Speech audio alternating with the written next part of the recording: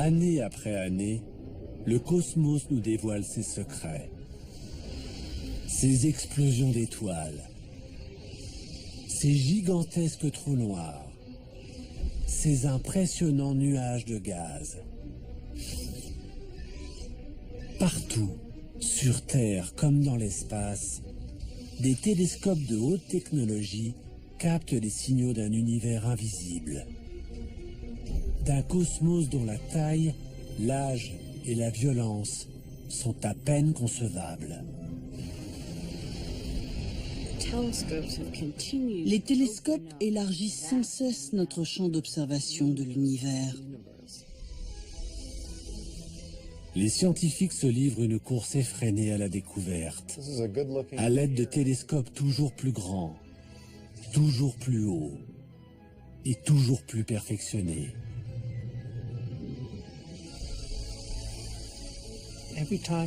À chaque fois que nous explorons une nouvelle partie de l'univers, nous allons de découverte en surprise. Tout au long du XXe siècle, les télescopes nous ont livré des images provenant d'au-delà de notre planète, d'au-delà de notre galaxie, nous dévoilant des phénomènes qui dépassent notre imagination, comme la naissance de notre univers, la matière invisible ou le mystère de l'énergie noire. Quant à la question du destin ultime de notre univers, elle reste encore en suspens. L'énergie noire est une des clés qui nous permettra de comprendre le sort de l'univers. L'expansion de l'univers est-elle infinie?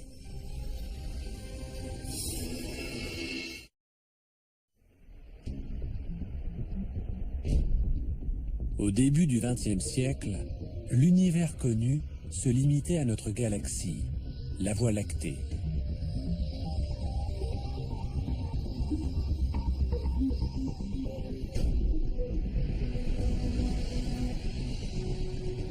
Depuis, nous sommes entrés dans l'âge d'or des découvertes cosmiques. Les télescopes repoussent les limites de notre compréhension du cosmos. Organisés en de vastes réseaux à travers le monde, ces impressionnants télescopes nous révèlent des mystères qui ne cessent de nous émerveiller.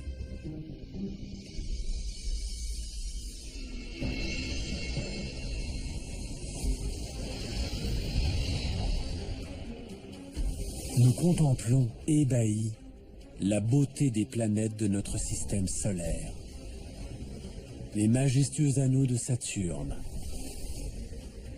ou la course folle des nuages à la surface de Jupiter. Mais au-delà de notre système solaire, nous découvrons l'existence d'exoplanètes, orbitant autour d'autres soleils. Et par-delà notre galaxie, ce sont des centaines de milliards d'autres galaxies, comme celle d'Andromède, du Sombrero ou du Tourbillon, qui comptent chacune des centaines de milliards d'étoiles. Nous avons détecté des trous noirs gigantesques, tournoyant furieusement au cœur de certaines galaxies, dont la nôtre. Nous avons assisté à des supernovas, des explosions d'étoiles, à des millions d'années-lumière de la Terre, qui éjectent à des vitesses spectaculaires des gaz atteignant des températures phénoménales.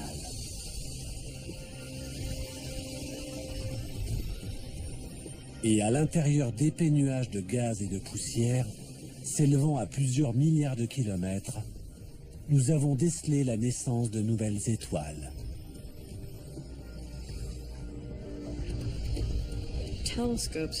Les télescopes élargissent sans cesse notre champ d'observation de l'univers.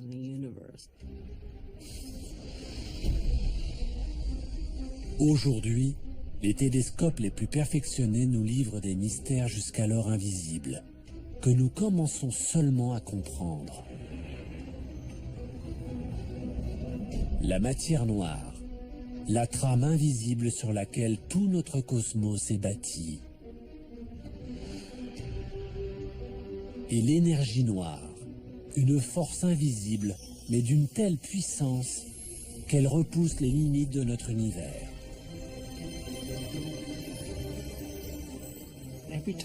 À chaque fois que nous explorons une nouvelle partie de l'univers, nous allons de découverte en surprise.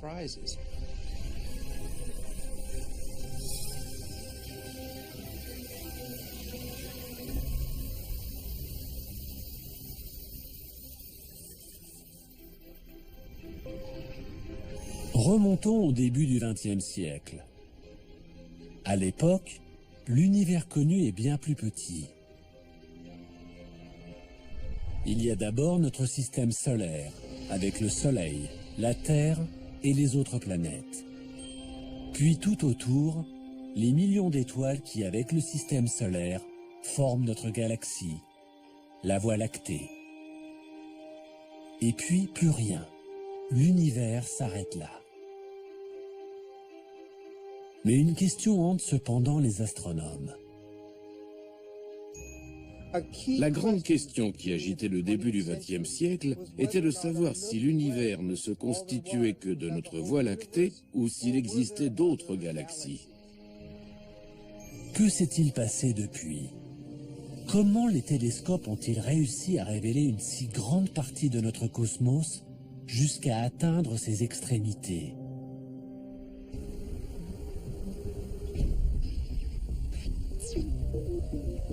Une petite révolution voit le jour au début des années 1900. Un tout nouveau télescope est en construction. Il changera à jamais notre perception de l'univers. Il repoussera les limites du cosmos et nous embarquera dans un voyage de découverte dont nous ne sommes toujours pas revenus. Il s'agit d'un des télescopes les plus importants de l'histoire de l'astronomie.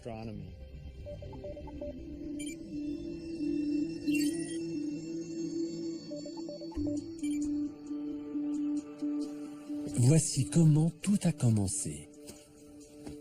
L'astronome que vous voyez là est en train de gravir le mont Wilson, qui du haut de ses 1742 mètres, domine la ville de Pasadena en Californie. Son but, dépasser les nuages et la brume de la basse atmosphère qui déforment les images télescopiques.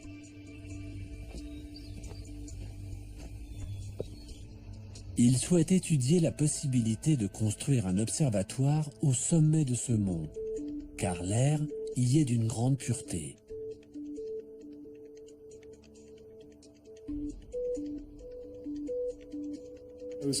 Les astronomes commençaient à se rendre compte que pour avoir une bonne vue astronomique, il fallait trouver des sites de qualité plutôt que de se contenter de construire des télescopes dans des observatoires déjà existants. Il devenait évident que les montagnes de l'ouest des États-Unis offraient d'excellentes conditions. À l'époque, la simple idée d'installer un observatoire en haut d'une montagne est révolutionnaire et nécessite une lourde organisation logistique.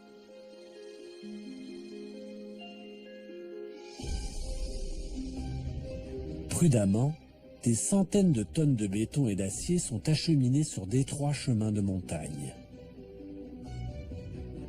Mais la pureté du ciel en vaut la peine.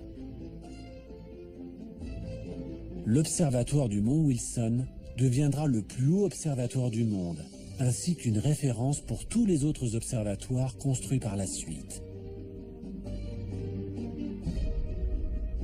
L'homme à l'origine de cet observatoire s'appelle George Ellery Hale. Il s'est donné pour objectif de résoudre le plus grand mystère du cosmos, découvrir s'il existe quelque chose au-delà de notre galaxie.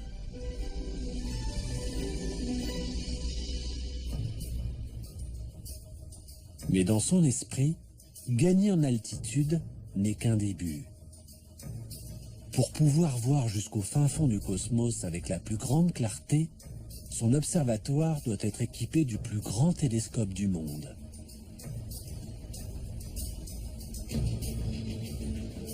Les télescopes sont une sorte de réservoir à lumière. Plus un télescope est grand, plus il peut recevoir de lumière et détecter ainsi les étoiles les plus discrètes. Mais Hale rencontre un obstacle de taille. À l'époque, l'objectif de la plupart des télescopes est constitué d'une lentille en verre. Or, à partir d'une certaine taille, les lentilles se déforment sous leur propre poids, ce qui provoque une distorsion des images. Les lentilles en verre ont atteint leurs limites. Hale affine donc son cahier des charges. Ce dont il a besoin, c'est d'un télescope géant capable de recevoir un maximum de lumière et qui ne soit pas équipé de lentilles.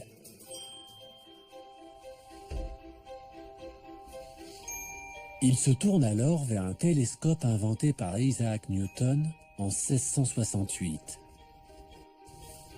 Le télescope réflecteur. Ce type de télescope est équipé d'un miroir concave en métal et non d'une lentille. Il concentre la lumière en la réfléchissant.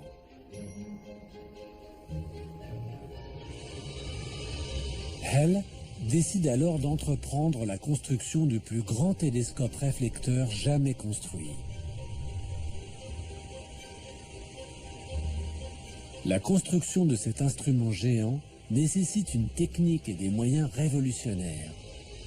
Elle se déroulera sur 11 années.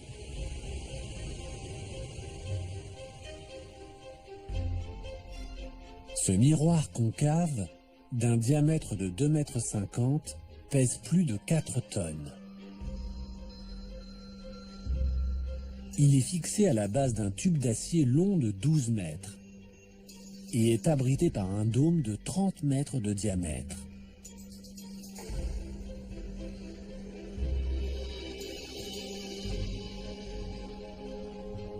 C'est finalement en 1917 que les foules médusées viennent admirer le plus grand télescope jamais construit au monde.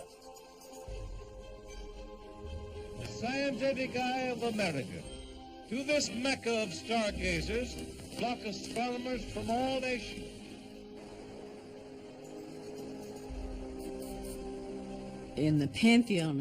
Dans le panthéon des télescopes astronomiques, on peut dire sans hésitation que celui du mont Wilson est le plus important de l'histoire de la cosmologie. Ce télescope a permis de faire tant de découvertes qu'il est aujourd'hui incontournable.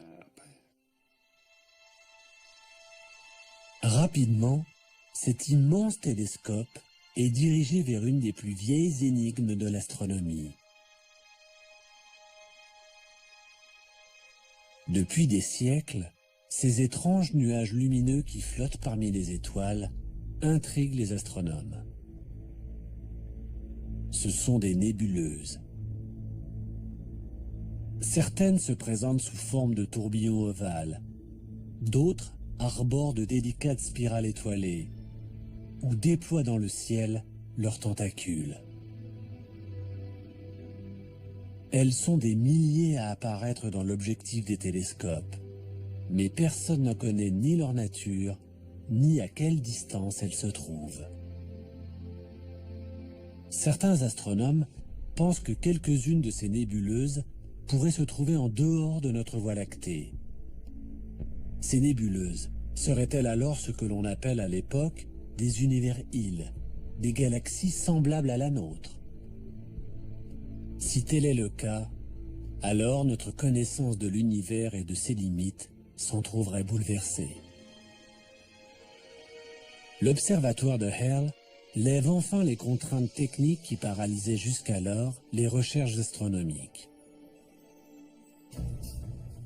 Hale invite les meilleurs astronomes du monde à venir l'aider à résoudre une fois pour toutes cette énigme. Parmi eux se trouve un jeune homme, un certain Edwin Hubble. Edwin Hubble était un des plus grands astronomes d'observation. On lui doit un nombre impressionnant de découvertes décisives. Hubble passe des nuits entières à scruter les nébuleuses, vissées au télescope du mont Wilson. Une en particulier retient son attention, la nébuleuse d'Andromède. En effet, elle livre grâce au télescope des détails jusqu'alors invisibles. C'est finalement grâce à la puissance de ce télescope que les nébuleuses allaient devenir accessibles et que l'on ferait toutes ces découvertes qui allaient radicalement changer notre compréhension de l'univers.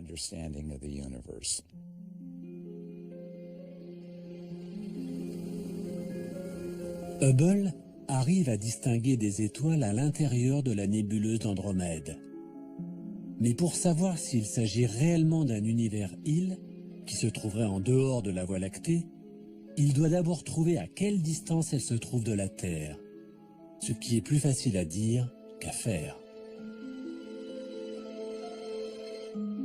Réussir à calculer des distances dans l'immensité de l'univers est une des missions les plus délicates des astronomes.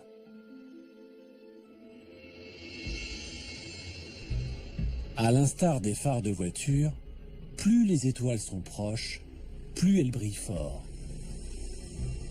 C'est en connaissant leur véritable intensité lumineuse qu'il est possible d'établir leur distance. Cela revient un peu à connaître la puissance d'une ampoule électrique. Mais quand on ne dispose pas de cette donnée, cela complique les choses, comme nous l'explique l'astrophysicienne Kim Weaver. À cette distance, on a l'impression que les phares de la voiture semblent avoir la même intensité que celui de mon vélo. Mais plus la voiture approche, plus il semble évident que la véritable intensité de ces phares est supérieure à celle de la lampe de vélo. Pour les étoiles, c'est la même chose. Si l'on connaît la luminosité intrinsèque d'une étoile, alors on peut en déduire sa distance de la Terre. C'est ce qu'on appelle une chandelle standard. Heureusement pour Hubble, des astronomes venaient de découvrir un certain type d'étoile dont il était possible de calculer la luminosité absolue. Il s'agit des étoiles variables céphéides. Elles se reconnaissent à la variation périodique de leur luminosité. Il ne reste plus à Hubble qu'à trouver une de ces étoiles dans la nébuleuse d'Andromède.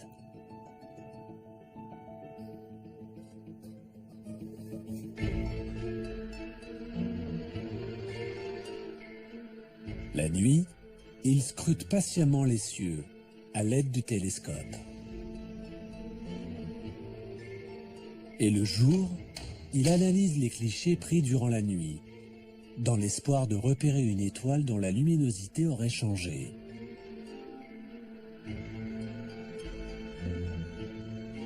Enfin, le 6 octobre 1923, après des mois de labeur, Hubble touche au but. Il repère une variable céphéide en bordure d'Andromède.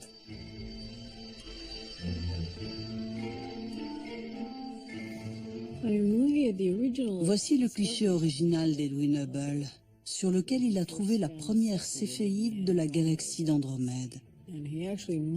Il a d'ailleurs marqué d'une croix la position de cette céphéide et ajouté VAR avec un point d'exclamation pour souligner le fait qu'il s'agissait d'une variable céphéide. C'est donc en comparant deux clichés qu'il s'est rendu compte du changement de luminosité de cette étoile. Hubble établit alors une mesure qui restera dans l'histoire. La distance qui sépare une nébuleuse de la Terre. Il calcule qu'Andromède se trouve à 800 000 années-lumière de nous. c'est-à-dire 8 fois plus loin que les étoiles les plus reculées de la Voie lactée.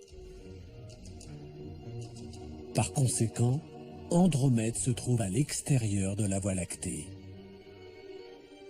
Hubble vient de prouver l'existence d'une autre galaxie que la nôtre. C'est une preuve irréfutable. Et Hubble explose de joie. Il sait combien cette découverte est importante. Grâce à ses recherches, Hubble vient de faire exploser les frontières de notre univers. Le cosmos ne se résume pas qu'à notre seule galaxie.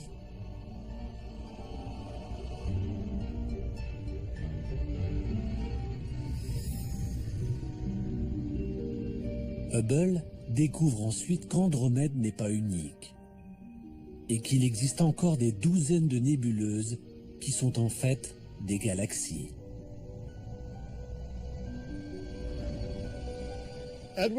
Les recherches de Hubble ont révolutionné notre vision de l'univers.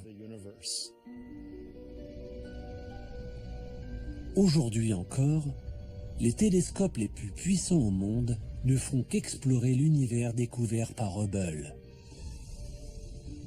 Capables de voir à des milliards d'années-lumière, ils ont fait connaître les centaines de milliards de nouvelles galaxies, comptant chacune plus de 100 milliards d'étoiles, qui emplissent l'univers.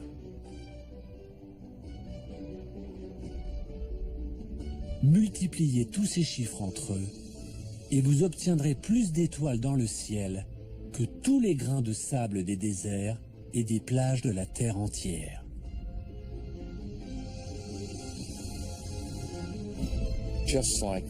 En l'espace d'un instant, l'univers est devenu des centaines de milliards de fois plus grand. Hubble, en prouvant l'existence d'autres galaxies en dehors de la nôtre, donne presque une dimension d'infini à notre univers.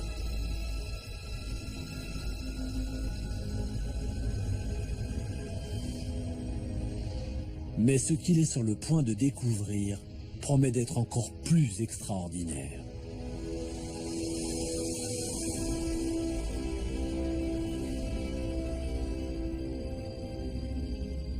Au cours des années précédentes, certains astronomes avaient remarqué que de nombreuses nébuleuses, identifiées ensuite par Hubble comme des galaxies, s'éloignaient de nous. Hubble s'attache maintenant à en connaître la raison et commence par effectuer des analyses sur la lumière elle-même.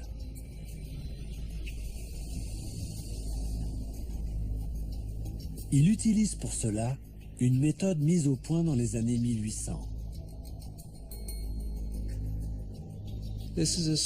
Voici un spectroscope construit vers 1880.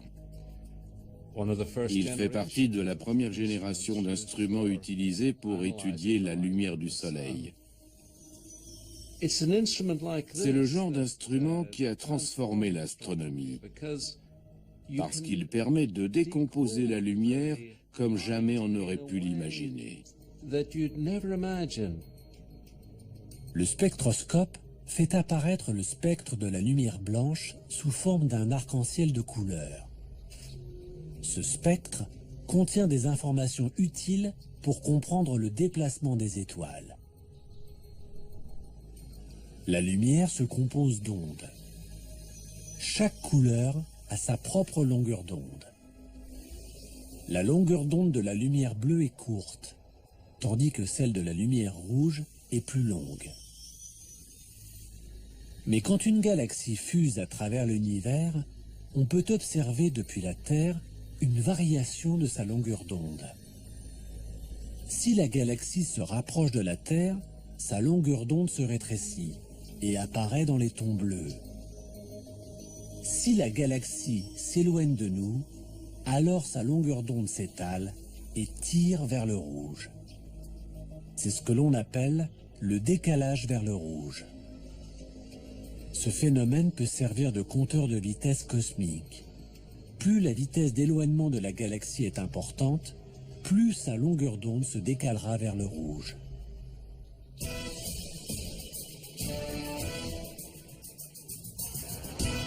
Le son, qui se compose aussi d'ondes, montrent les mêmes propriétés. L'astronome Alex Filippenko va nous en faire la démonstration.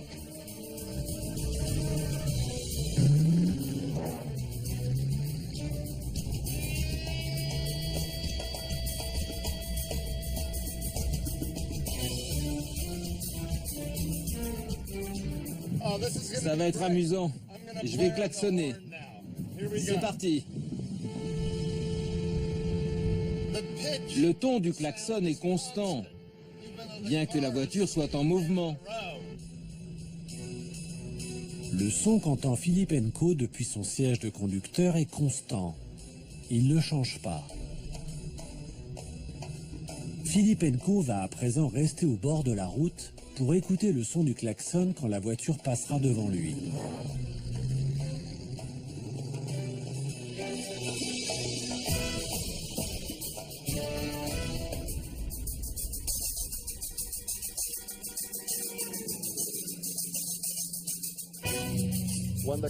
Tant que la voiture approchait de moi, les ondes du klaxon étaient comprimées, donc le son était plus aigu.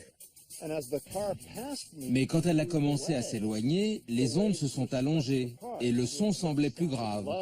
On a entendu...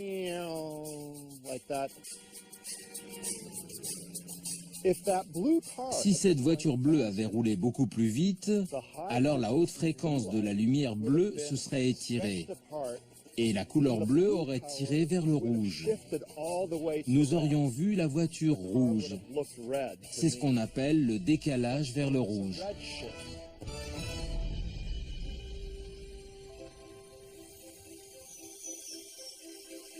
Revenons en 1928. Hubble décide d'étudier le décalage vers le rouge de ces nouvelles galaxies, afin de connaître leur vitesse de déplacement. Il établit un tableau des vitesses des galaxies proches ou plus lointaines. Il cherche à savoir s'il existe une corrélation entre la vitesse de déplacement des galaxies et la distance à laquelle elles se trouvent. Hubble s'épuise des nuits durant à analyser la lumière des galaxies. Mais ses conclusions sont sidérantes. Il découvre que plus une galaxie se trouve loin, plus son décalage vers le rouge est prononcé. Donc, plus vite elle s'éloigne. En 1929, il avait réussi à établir une relation très intéressante entre ces deux phénomènes. Plus les nébuleuses étaient loin, plus elles s'éloignaient vite. Hubble en tire une conclusion stupéfiante. L'univers est en pleine expansion. Si les galaxies semblent s'éloigner de nous, c'est en fait dû à l'univers lui-même, qui ne cesse de croître.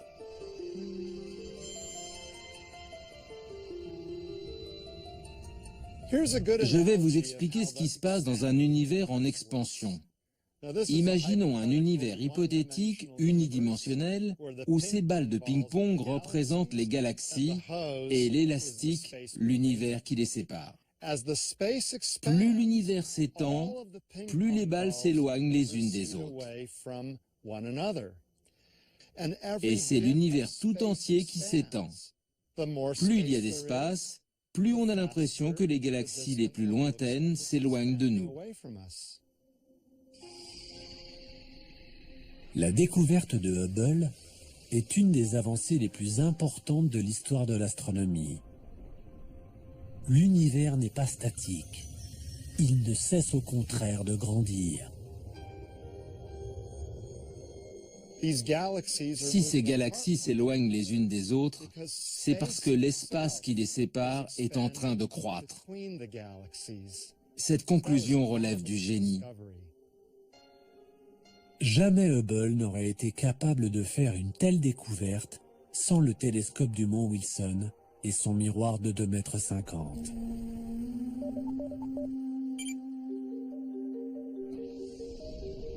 Aujourd'hui, c'est sur les hauteurs du Nouveau-Mexique qu'un des télescopes les plus perfectionnés du monde reprend et développe les travaux révolutionnaires de Hubble. Le Sloan Digital Sky Survey étudie la lumière de centaines de milliers de galaxies en même temps.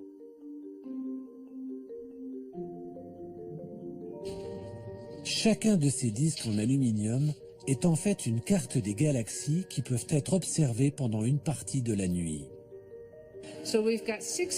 Chacun des 640 trous que contient cette plaque d'aluminium correspond à une galaxie qui se trouve à des millions d'années-lumière de nous.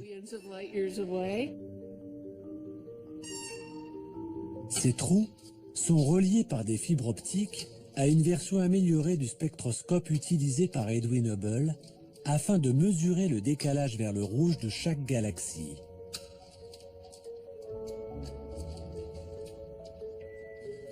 Puis, les disques sont insérés par des techniciens à la base du télescope et ajustés en fonction de la région du ciel qui leur correspond. On obtient alors 640 spectres en même temps, ce qui rend notre étude redoutablement efficace.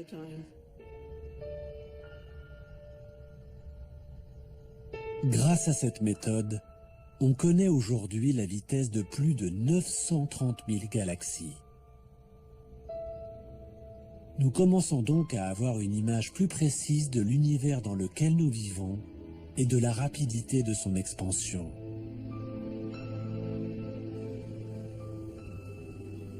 Mais en 1929, la découverte de Hubble pose une question de taille. Si l'univers est en pleine expansion, quelle est l'origine de ce mouvement? Hubble s'est donc rendu compte que les étoiles s'éloignaient les unes des autres. Si on approfondit un peu, on finit par se poser la question de savoir si ces étoiles auraient pu être autrefois concentrées en un seul endroit. Les astronomes émettent alors une théorie révolutionnaire, celle du Big Bang.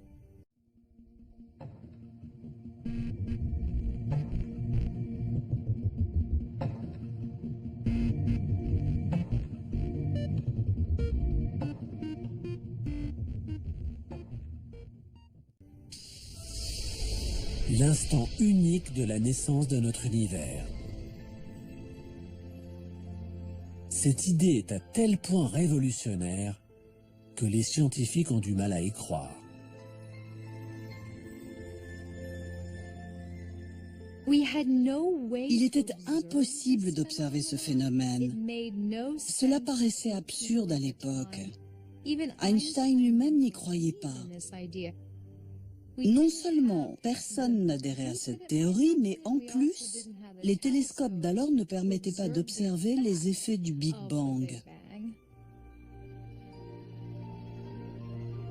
Pour étayer cette théorie, les astronomes ont donc besoin d'un télescope radicalement différent, capable de voir ce qui est invisible pour l'œil. Au-delà des couleurs que notre œil perçoit, se trouvent les rayons du spectre électromagnétique invisibles à l'œil nu. Les rayons gamma, les rayons X, les ondes radio, les micro-ondes sont d'une importance cruciale pour les astronomes. Ils peuvent expliquer quelques-uns des épisodes les plus violents de notre univers. L'œil humain ne peut percevoir qu'une infime partie du spectre électromagnétique, des ondes qui fonctionnent comme la lumière. Mais nous avons réussi à voir certaines parties de ce spectre, invisibles à l'œil nu.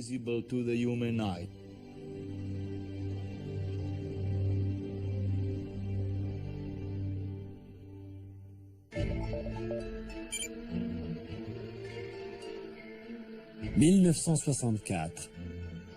Les astronomes Arno Penzias et Robert Wilson testent un nouveau radiotélescope. Son antenne géante leur permet de mesurer les micro-ondes et les ondes radio présentes dans l'espace, grâce à la chaleur qu'elles dégagent. Selon leurs calculs, les étoiles de notre Voie lactée devraient émettre une faible chaleur. Mais lorsqu'ils dirigent leur antenne vers l'espace intersidéral, où normalement ils ne devraient rien capter, le télescope, contre toute attente, enregistre quelque chose. Nous pensions que le ciel, en dehors de la Voie lactée, serait très froid, voire qu'il frôlerait le zéro absolu. Mais à notre grande surprise, nous avons constaté que sa température s'élevait à 3 degrés au-dessus du zéro absolu. Ce mystérieux signal semble provenir d'un peu partout. Nous avions un son ou un signal, si vous voulez. Était-ce des ondes radio? Était-ce autre chose? Nous n'en avions aucune idée.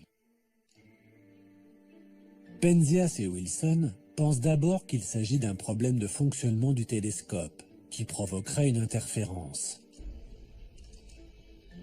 Ils vérifient tout, allant même jusqu'à balayer les déjections de pigeons qui jonchent l'antenne.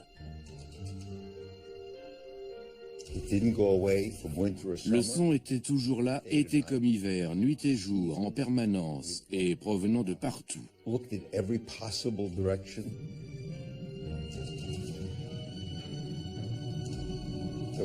Étaient-ce les restes d'une explosion nucléaire ou des particules chargées qui flottaient dans l'atmosphère? Comment savoir?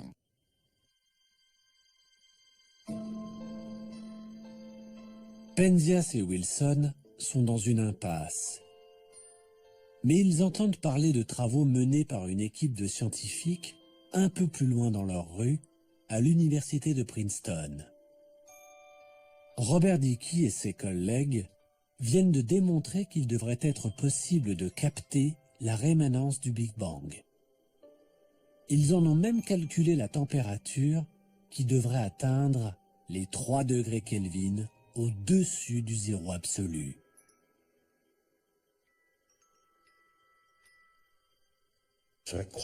J'ai donc appelé au bureau de Robert Dicke et je suis tombé sur lui. Et j'ai appris plus tard qu'après avoir raccroché, il s'est tourné vers ses collègues et leur a dit « Messieurs, nous avons été doublés. »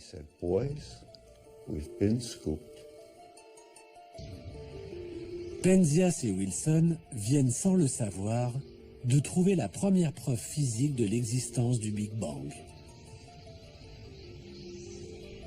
Ce signal, capté par leur radiotélescope, est la rémanence de la naissance de l'univers, ou fond diffus cosmique. Aujourd'hui encore, cette découverte est une des plus importantes de tous les temps.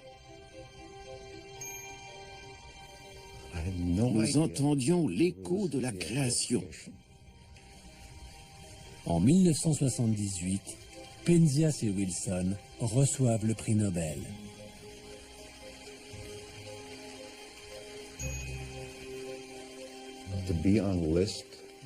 Se retrouver sur la même liste qu'Albert Einstein, dans la même lignée, était tout bonnement inconcevable.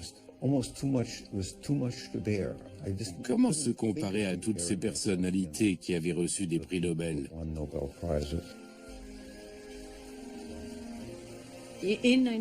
Cette découverte, en 1964, de l'écho de la radiation du Big Bang a été la toute première preuve d'un Big Bang chaud de l'origine de l'univers.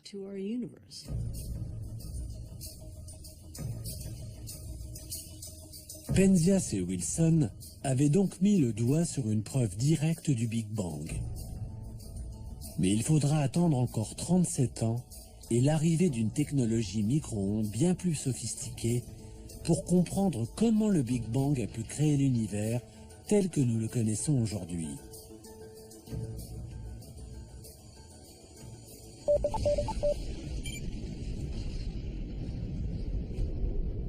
Cet appareil, qui tourne en orbite à 1,6 million de kilomètres de la Terre, est la sonde Wilkinson Microwave Anisotropy Probe, ou WMAP. Il s'agit d'une version très avancée de l'antenne géante de Penzias et Wilson, équipé de 2 télescopes réflecteurs.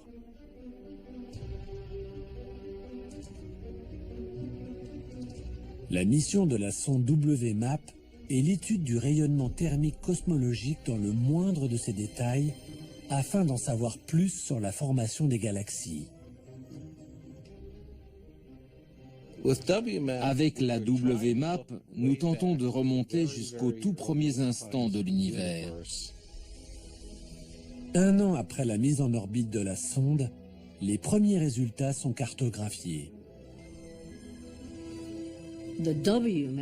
Les résultats de l'observation étaient étonnants. Au lieu d'une radiation diffuse homogène, nous mesurions des changements de température d'1 millième de pourcentage sur tout l'univers. La WMAP décèle d'infimes fluctuations de température. Le contraste flagrant des changements de température que l'on peut voir ici, qui vont du plus chaud représenté par le rouge au plus froid en bleu, ne sont en fait que des variations de quelques millionièmes de degrés. Ces variations sont donc infimes, mais elles révèlent à l'échelle du ciel des informations d'une importance capitale pour nous. Ces minuscules points rouges correspondent à des endroits où la matière semble se concentrer et où des noyaux de galaxies finiront par apparaître. Ces indices, ces preuves, nous donnent des renseignements cruciaux sur l'origine des étoiles et des galaxies. Grâce à la sonde WMAP, les astronomes recueillent des informations sur les premiers instants de l'univers qui ont suivi le Big Bang. Nous pouvons en déduire ce qui s'est passé au cours du premier milliardième de la première seconde de l'univers. Je trouve vertigineux de pouvoir remonter si loin dans l'histoire de l'univers. La précision de la sonde WMAP permet aussi aux astronomes de résoudre une autre des grandes énigmes du cosmos: l'âge exact de l'univers. Pour la première fois, les astronomes disposent d'un chiffre précis. Nous savons aujourd'hui que l'univers a environ 13,7 milliards d'années. C'est beaucoup, mais ce n'est pas infini, alors que cela aurait pu être le cas. C'est là une autre des grandes découvertes scientifiques du XXe siècle. Jamais aucun autre télescope n'a été capable de nous faire voyager aussi loin de la Terre et aussi près de la naissance du cosmos. Il nous donne à voir les frontières de l'univers et nous en dévoile des détails insoupçonnés. Mais les micro-ondes qu'il enregistre sont invisibles pour l'œil humain. Sera-t-il possible un jour de contempler les toutes premières galaxies de l'univers de nos propres yeux, dans la lumière visible? Oui, mais pour cela, les télescopes optiques devront bénéficier eux aussi d'une avancée technologique qui les fera prendre leur envol. Liftoff of the Space Shuttle Discovery with the Hubble Space Telescope, our window on the universe. La NASA lance le télescope le plus célèbre jamais construit. Si vous demandez à n'importe quel passant dans la rue de citer le nom d'un télescope, on vous répondra Hubble.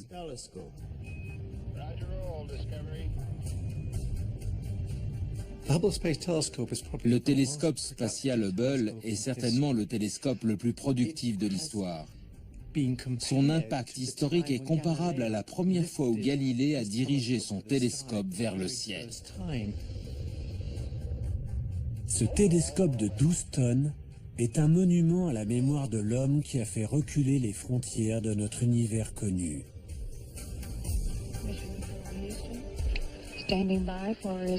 Après une course folle dans l'atmosphère terrestre, il est mis en orbite à près de 600 km au-dessus de nos têtes.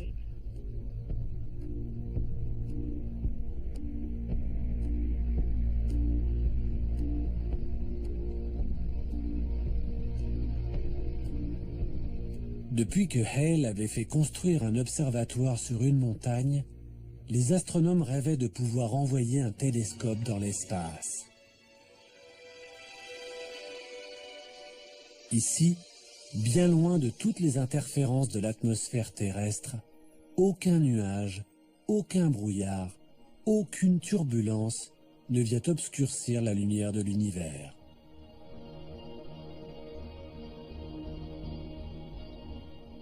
Le fait d'avoir un télescope dans l'espace nous offre une vue imprenable sur l'univers. Et c'est Hubble qui nous a fait remonter le plus loin dans le temps et dans l'espace. Et Hubble, lui, observe la lumière visible. Hubble nous donne les images que nous serions capables de voir si nous étions dans le vide, si nous avions des yeux de 2 mètres, et que nous puissions les garder ouverts pendant une semaine. Voilà ce que nous verrions. Ce ne sont pas des images de synthèse, ce sont des photos numériques. Ces photos étonnantes de clarté, prises par Hubble, sont les images les plus extraordinaires qui nous soient parvenues de l'univers. Des restes d'explosions d'étoiles qui fusent dans l'espace. D'immenses nuages de gaz et de poussière d'où naissent de nouvelles étoiles. De lointaines galaxies tourbillonnant dans l'espace et qui, entrant en collision, créent de nouvelles supergalaxies. Je crois que mon image préférée est celle de la nébuleuse Papillon. C'est une nébuleuse dont s'échappent des gaz à presque 1 million de km/h.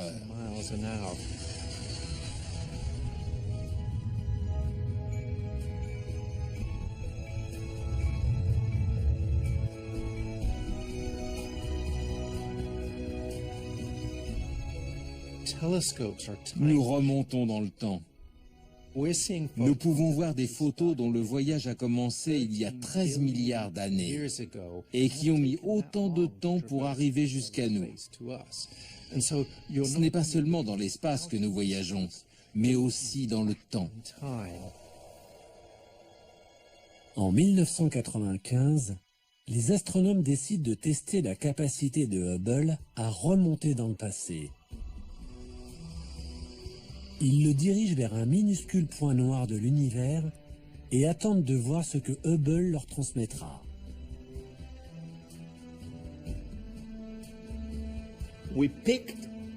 Nous avons choisi une microscopique partie du ciel où il n'y avait rien, du moins rien de spécial. Nous avons fixé pendant 10 jours un point noir dans le ciel. C'est comme si on avait demandé à Hubble d'espionner par un ridicule petit trou de serrure de notre galaxie l'univers qui s'étendait derrière. La taille de ce trou ne dépassait pas le diamètre d'une paille. Mais ce que voit Hubble est fascinant. Et dans cette infime partie du ciel, nous avons compté 10 000 galaxies. Chaque point lumineux que vous voyez sur cette image représente une galaxie composée d'une centaine de milliards d'étoiles telles que le Soleil. Cette image s'appelle le champ profond de Hubble. On peut y voir des galaxies d'une luminosité 4 milliards de fois plus faible que ce que l'œil humain est capable de percevoir. Cette lumière a commencé son voyage il y a des milliards d'années. S'il y a bien une image qui nous donne une idée de la taille et de la profondeur de l'univers, c'est celle-ci. Chaque mission d'entretien de Hubble a été l'occasion pour les astronautes d'améliorer sa résolution optique. La dernière mission de la NASA, qui remonte à 2009, a permis d'obtenir l'image d'un nouveau champ profond qui révèle les galaxies les plus lointaines jamais vues, datant de seulement 600 millions d'années après le Big Bang. Nous voyons aussi loin qu'il est possible de voir, puisque nous remontons à l'époque de la naissance des galaxies. Le télescope spatial Hubble ne cesse de produire des images toutes plus étonnantes les unes que les autres. Je pense que Hubble est en un sens unique en son genre dans l'histoire de la science.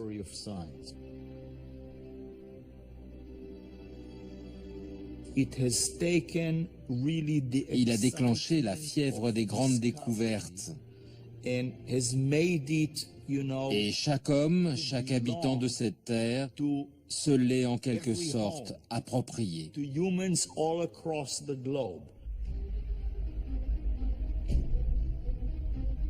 Hubble a permis de mettre les mystères de notre cosmos sous le feu des projecteurs. Il travaille aujourd'hui avec un vaste réseau de super télescopes modernes. Ensemble, ils tentent d'en savoir plus sur un phénomène inconnu qui a secoué le monde de l'astronomie et qui menace de remettre en question toutes les connaissances que l'on a pu amasser sur l'univers. Une force énigmatique que l'on a baptisée énergie noire.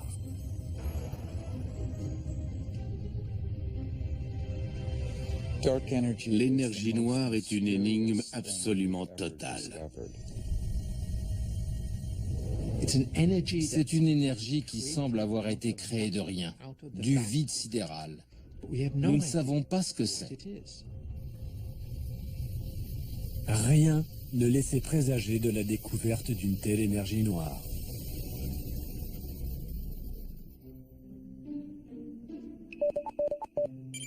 Au milieu des années 90, l'observatoire Keck, construit sur Mauna Kea, le plus haut sommet de Hawaï, accueille une équipe d'astronomes parmi lesquels se trouve Alex Filippenko. Ensemble, ils scrutent les profondeurs du cosmos. Ils savent que l'univers est en pleine expansion. Mais cette expansion durera-t-elle éternellement? Selon eux, l'univers cessera un jour de croître et commencera à ralentir. Quand je jette en l'air cette pomme, elle subit la force gravitationnelle de la Terre qui la fait ralentir, s'arrêter et inverser son mouvement. De la même manière, toutes les galaxies pourraient un jour ralentir, puis stopper l'expansion de l'univers. Et cela pourrait être suivi par une contraction de tout l'univers, par un Big Crunch. L'univers pourrait-il être en train d'inverser son mouvement? Pour mesurer la vitesse des frontières de l'univers, les astronomes ont besoin des télescopes les plus puissants de la Terre. Les miroirs des deux télescopes Keck sont véritablement gigantesques. Ils mesurent 10 mètres de diamètre. Ils ont en outre la particularité de ne pas être constitués d'un seul disque de verre, mais de 36 miroirs hexagonaux. L'image qu'ils donnent est d'une clarté exceptionnelle.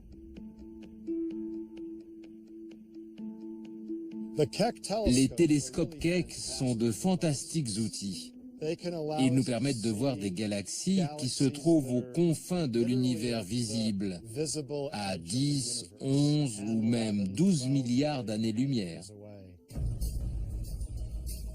Pour connaître la véritable distance à laquelle se trouvent ces galaxies lointaines, les astronomes ont besoin d'une chandelle standard, une étoile qui pourrait servir de maître étalon cosmique. Il y aurait bien les étoiles variables céphéides, dont se servait Edwin Hubble. Mais la distance est si grande que leur luminosité serait trop faible. Les astronomes se mettent donc à rechercher dans ces galaxies un type d'étoile bien spécifique, remarquablement brillante. Quand une étoile meurt, elle provoque une explosion d'une violence à peine imaginable. C'est ce qu'on appelle une supernova. Une supernova est une explosion d'étoiles. La mort d'une étoile n'aboutit pas systématiquement à une explosion, mais quelques étoiles se disloquent intégralement et provoquent une gigantesque, une colossale explosion. Encore faut-il trouver le bon type d'explosion d'étoiles. Les astronomes recherchent une supernova dont l'explosion s'accompagne d'une luminosité extrêmement intense et consistante. Une supernova de type 1A. C'est une sorte d'explosion nucléaire incontrôlable. Ce sont de véritables bombes nucléaires. Et malgré les milliards d'années-lumière qui nous séparent de ces galaxies, les astronomes finissent par y trouver une supernova de type 1A. Ça y est, regarde. Là, c'est un peu flou. Ils peuvent à présent mesurer le décalage vers le rouge de ces galaxies lointaines pour en calculer la vitesse d'éloignement. Enfin, en 1998, après des années de recherche, tombe un résultat auquel personne ne s'attendait. L'expansion de l'univers n'est absolument pas en train de ralentir. Elle s'accélère.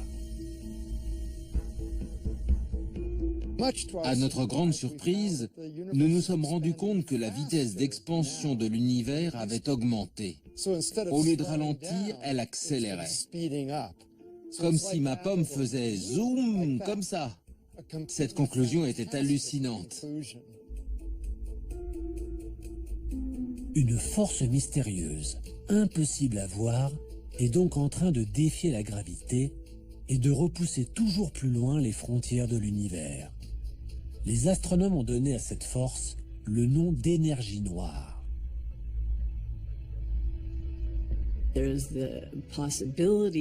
Il est possible que la théorie de la gravité d'Einstein soit incomplète et que cette énergie révolutionne quelques-unes des lois fondamentales de la physique. Mais la nature exacte de l'énergie noire et l'influence qu'elle exerce sur notre univers sont autant de questions qui restent actuellement sans réponse. L'énergie noire est une des clés qui nous permettra de comprendre le sort de l'univers. Son expansion sera-t-elle infinie? L'accélération va-t-elle continuer? Va-t-elle même s'accélérer? Si c'est le cas, l'univers risque de se déchirer. La seule chose dont les astronomes soient sûrs, c'est que cette énergie noire remplit la majeure partie de l'univers. Depuis, nous avons découvert que cette énergie noire constitue 72% de la densité d'énergie de notre univers. Et malgré cela, nous ne savons pas ce que c'est. Pour vous faire comprendre la taille de l'énigme devant laquelle nous nous trouvons, prenons l'exemple de la Terre qui est recouverte à 70% d'eau. Et imaginons que nous n'ayons absolument aucune idée de ce qu'est l'eau. C'est ce qui se passe avec l'énergie noire. Et comme si un seul mystère invisible ne suffisait pas, les scientifiques du laboratoire de la NASA, dédiés à la propulsion à réaction, sont en train d'étudier une substance invisible, tout aussi mystérieuse, la matière noire. La matière noire est invisible. On ne peut la voir qu'en observant la distorsion des objets qui se trouvent derrière.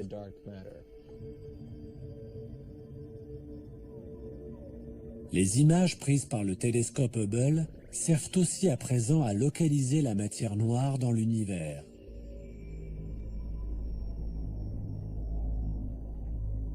On peut voir sur les photos que cette substance invisible dévie la lumière. Ce phénomène est comparable à ce qui se passe dans une piscine. Quand on jette une pièce au fond d'une piscine et qu'on la suit du regard, elle ne disparaît pas de notre vue, parce que la lumière réfléchie par la pièce traverse l'eau. L'eau est en quelque sorte invisible. Mais la pièce semble un peu déformée parce que le trajet qu'emprunte la lumière n'est pas droit. Il est déformé par l'eau avant d'atteindre notre œil. La matière noire a les mêmes propriétés. Elle exerce un fort pouvoir gravitationnel sur la lumière qui provient des galaxies lointaines. Ce que nous voyons ici est la lumière d'une galaxie lointaine qui vient vers nous en passant au travers de cette matière noire. Et on voit bien qu'en la traversant, son trajet est modifié.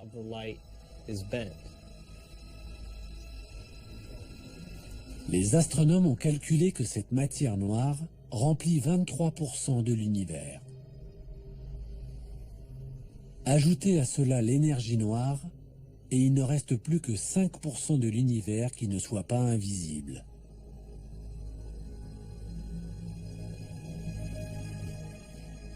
Cela fait maintenant 400 ans que nous étudions le ciel à l'aide de télescopes. Et pourtant, 95% de l'univers nous est encore complètement inconnu. La prochaine étape est enclenchée.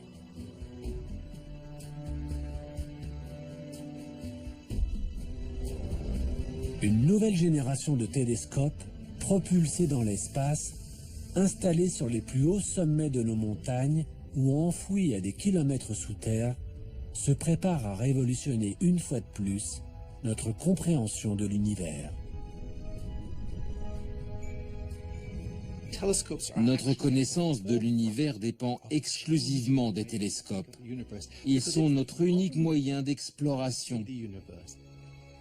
Nous sommes en train de concevoir des télescopes géants qui nous aideront à avancer sur des sujets fondamentaux, tels que la nature de l'univers, sa composition ou la possibilité d'une vie extraterrestre.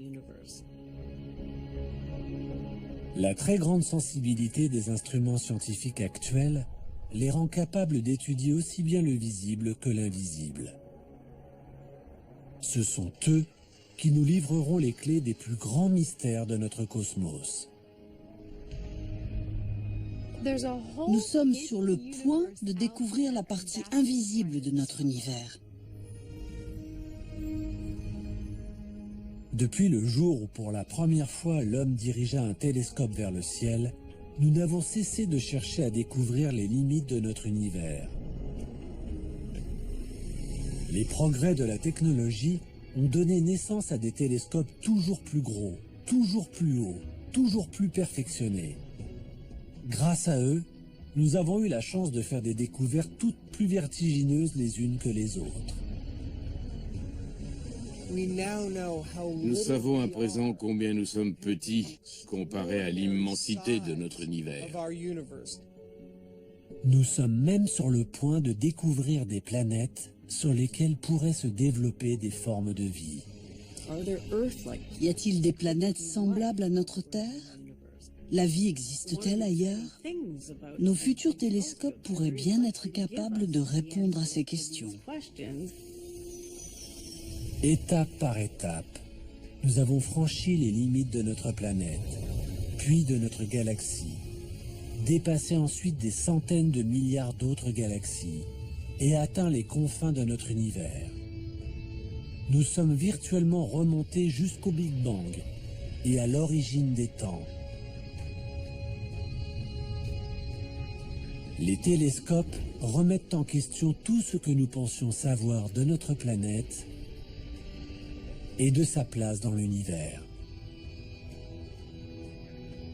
Qui sait ce que nous réserve l'avenir? Il faudra faire le point dans un siècle. Je pense qu'une fois de plus, tout notre savoir aura volé en éclats.